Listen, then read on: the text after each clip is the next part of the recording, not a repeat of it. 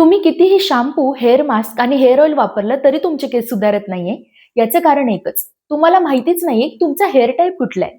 कारण मी डॉक्टर प्रसिद्धी आणि आज मी तुम्हाला सांगणार आहे की आयुर्वेदानुसार तुमचे केस कुठल्या टाइपचे आहेत आणि त्याची काळजी कशी घ्यायची. तर मग चला पाहूया. तुम्ही सर्वांनी हेअर पोरोसिटी बद्दल नेहमी ऐकलेलं असेल. सर्वात आधी एक गोष्ट समजून घ्या. हेअर पोरोसिटी म्हणजे तुमचे हेअर्स तुम्ही दिलेलं मॉइश्चर किती लॉक करतात आणि किती वेळ ते धरून ठेवतात. तर पोरोसिटीचे 3 प्रकार असतात. लो, मीडियम आणि हाय पोरोसिटी. आणि सर्वात मजेशीर गोष्ट म्हणजे हे पोरोसिटीचे प्रकार आयुर्वेदातल्या दोषांशी कनेक्ट होतात. जे केस हे ड्राय, फ्रीझी, पटकन तुटणारे असतील तर त्या केसांना वातदोष प्रधान समजलं जातं आणि पोरोसिटीच्या बाबतीत त्या केसांची हाय पोरोसिटी असते. असे केस खूप ड्राय असतात, कितीही ऑइलिंग केलं तरी सुद्धा ते स्मूथ होत नाही, खूप फ्रीझी असतात, पटकन तुटतात, त्यांना शाईन देखील कमी असते. केसांना आठवड्यातून 2 ते 3 वेळेस ऑइलिंगची गरज असते आणि अशा केसांचे शॅम्पू सुद्धा वेगळे असतात.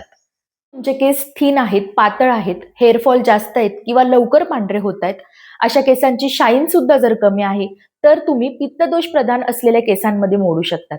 आणि पोरोसिटीच्या भाषेमध्ये याला मीडियम पोरोसिटी असलेले केस असं म्हटलं जातं. याचं सोल्युशन काय तर खारट, तिखट, तेलकट, पित्त वाढवणारे पदार्थ कमी खाणे. अशा केसांची केअर करण्यासाठी एक्सटर्नल केअर सोबत इंटरनल केअर करणं सुद्धा खूप महत्वाचं असतं. त्यामुळे पित्त वाढवणारे पदार्थ कमी खाणं इथेच तुमचे 50% प्रॉब्लेम सॉल्व्ह होतात. तुमचे केस खूप थिक, हेवी आणि ऑइली असतील, स्कॅल्पवर खूप ऑइल जमा होत असेल, तुम्हाला वारंवार हेअर वॉश करायला लागत असेल, डॅन्ड्रफची समस्या जास्त असेल, इची स्कॅल्प असेल, तर ते केस कफदोष प्रधान या प्रकारात मोडू शकतात.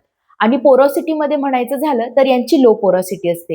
हे मॉइश्चर लॉक करून ठेवतात, परंतु यांना फ्रिक्वेंटली वॉश करावं लागतं. त्यामुळेच आम्ही कितीही प्रयत्न केला, आम्ही कितीही केसांची काळजी घेतली तरी सुद्धा आमचे केस सुधारत नाही. या प्रश्नाचं उत्तर आता तुम्हाला कळालं असेल. प्रत्येकाचा दोष, प्रत्येकाची प्रकृती आणि प्रत्येकाचं शरीर हे वेगवेगळं असतं. आपले केस, हाडं, नखं, दात यांची ठेवण सुद्धा आपल्या प्रकृतीनुसार आणि दोषानुसार ठरत असते. त्यामुळे आपली प्रकृती जाणून घेऊन जर आपण आपल्या शरीराची काळजी घेतली तर नक्कीच आपल्याला फरक जाणवतात. तुमच्या केसांची काळजी ही आधी तुमच्यातला दोष ओळखा आणि मग घ्या.